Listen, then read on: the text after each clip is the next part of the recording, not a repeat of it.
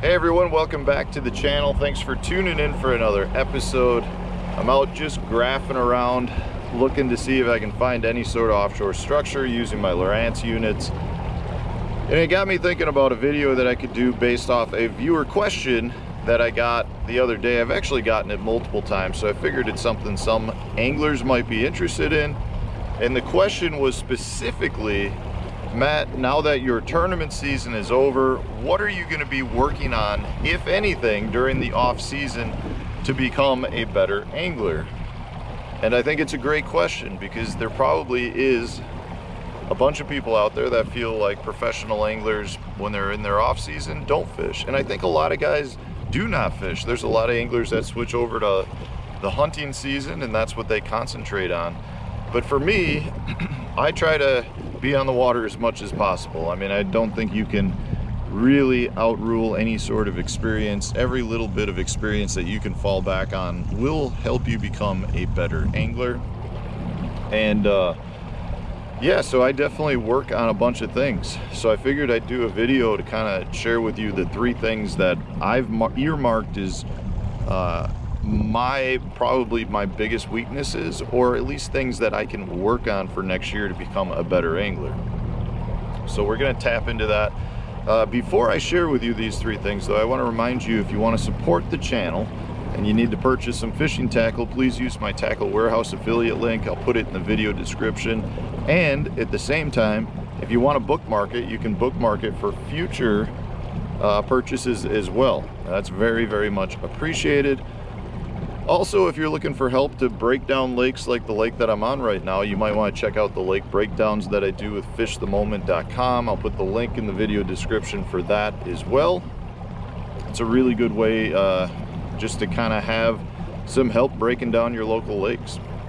All right, so number one, first thing that I want to work on more, and this is something I've learned from a lot of the best offshore fishermen out there, including my buddy Johnny Schultz of Fish the Moment. If you haven't checked his channel out, you might want to do that if it's something you want to work on. He specializes in offshore fishing and electronics, and that is simply to start spending a lot more time doing this, graphing around, looking for different sorts of activity. You know, I'm just out here right now going along a grass line, trying to find maybe some little hidden gems up on a flat where there isn't much marked.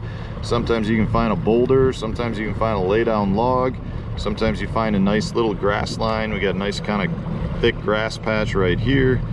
Basically, what it comes down to, and what I've really learned from the best offshore fishermen, is they spend serious amounts of time looking offshore.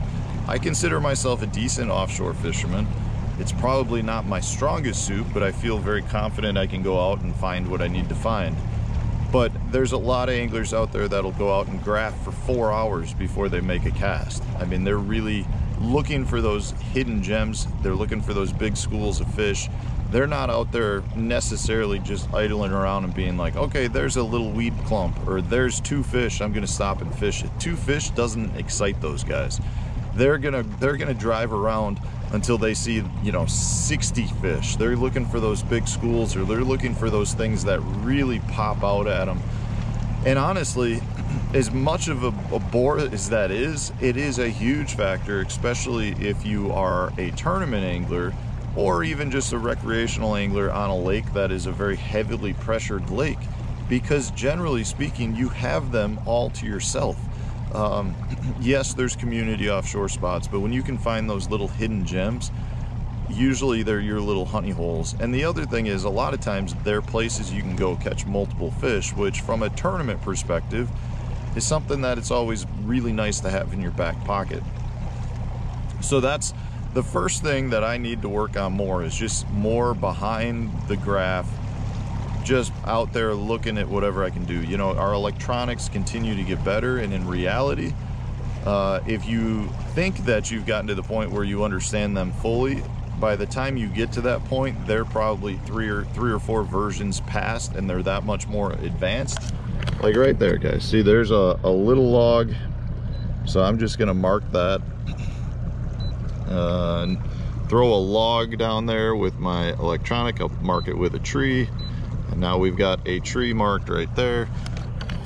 That's the little things. Whether that holds fish or not, I don't know. We'll check it later at some point. But at this point, I'm gonna keep graphing around, find a few more things. All right, well, the second thing that I'm working on this year is, whether you love it or hate it, it's this guy right here, the active target forward-facing sonar. If you ask me, it's not going to get banned. I don't see how there's any possible way that that's going to happen. So it's a tool that I need to work with. Specifically, what I want to work with is when I'm fishing in grass, as you can see. So I've got all kinds of grass. The best guys out there have the settings that are right, and then they're able to see the fish inside of the grass clumps. So that's what I'm going to spend a lot of time working on this off season. We got a lot of grass lakes up here in the Wisconsin area, so this should be something that I'm able to kind of capitalize on.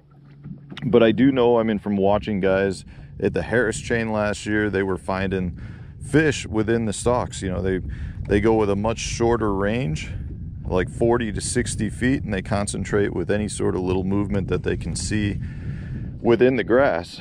And just like that, saw a little hole. This fish wants to be on TV. What do we got? A nice bass. Came, there's a little hole right here. I don't know if you can see it, but that's where this guy was hiding. I thought I saw a little speck. Threw out there while filming the video, and the timing of that was perfect. The thing is, I need to be able to do that everywhere and figure it out. You know, there's certain types of grass where it definitely seems like it works better. I'm fishing in some cabbage, green cabbage. So this cabbage grows taller and it's sparser, so I can see better in it. Now, there isn't green cabbage down south that I've ever seen, but we do have it at some of the other northern fisheries that we fish. So I'm going to be concentrating on just figuring out how the fish look in different types of weed. Can you do it in different things? Can you do it in milfoil? Can you do it, you know, just in and around pads? I think there's a lot of people that are doing it in much shallower water than we thought at one time. I mean, I know at the Mississippi River, I caught 2 of my weighing fish in that tournament that I won. Came from scoping little holes within the eelgrass in about 3 feet of water. Wasn't the primary pattern, but I definitely was keeping my eye on it the entire time, and it panned off. You know, I caught 2 fish, and that's just been how it is, you know, until it is banned, if it ever will be banned. The anglers need to continue to work at all of our tools, and whether you love it or hate it, guys, I'm not making a comment whether I like it or hate it. I'm simply stating, to be able to compete and put food on the table for my family, I need to learn all of the tools available, and specifically fishing shallower water in grass, I need to get better with it. It's not a hard tool to go out and look for suspending fish. It's not a hard tool to use to find fish like on sand flats and rock flats. I mean, that's all the easiest way, in my opinion, to use forward-facing sonar. But the tools are getting so good. This active target is so good that you can start picking out fish within grass clumps, and that's where I need to improve.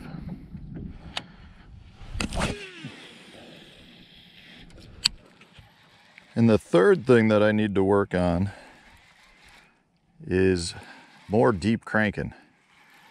Crankbaits, specifically deep cranking, is something that I've not shied away from. It's just been one of those baits that I have not worked into my arsenal enough, and it is a bait that generates big strikes. It generates very good reaction strikes. It can get schools fired up, and sometimes you can, you know, get 2 or 3 fish on multiple casts. Sometimes you catch 2 fish on the same cast. But it's one of the best tools out there at generating big fish. And for a tournament angler, big fish is what puts checks in our pocket. So I'm going to spend a lot of time this off season committing to fishing some deeper crankbaits just to get more confidence with it. It's honestly a bait that I feel like I catch a lot of fish on when I throw them. I just don't throw them that much. And that's just, you know, it's just not the first bait I grab, and I need to change that. I think I need to really spend more time just working it into my arsenal, figuring out which ones to throw when, which ones to throw where, and to use it in multiple different places. You know, I have definitely the last couple of years really worked deep cranks into fishing deep weed lines with a lot of really good success. So I'm gonna continue to work on that. Oh God dang. What do I got? I think I got one. It ain't big though.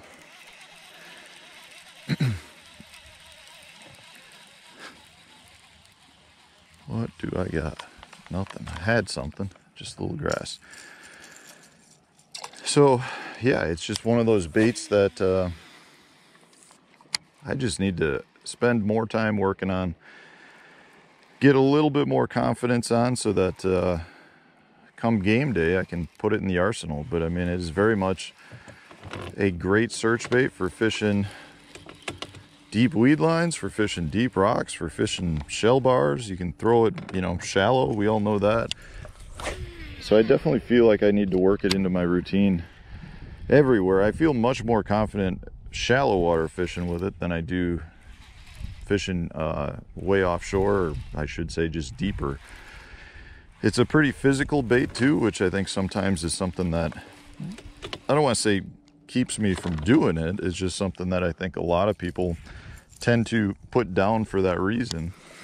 And it's probably costing me some fish, potentially costing me some big fish. So we're going to keep going down this grass edge, continue to work on our skills, try to become a better angler for next season.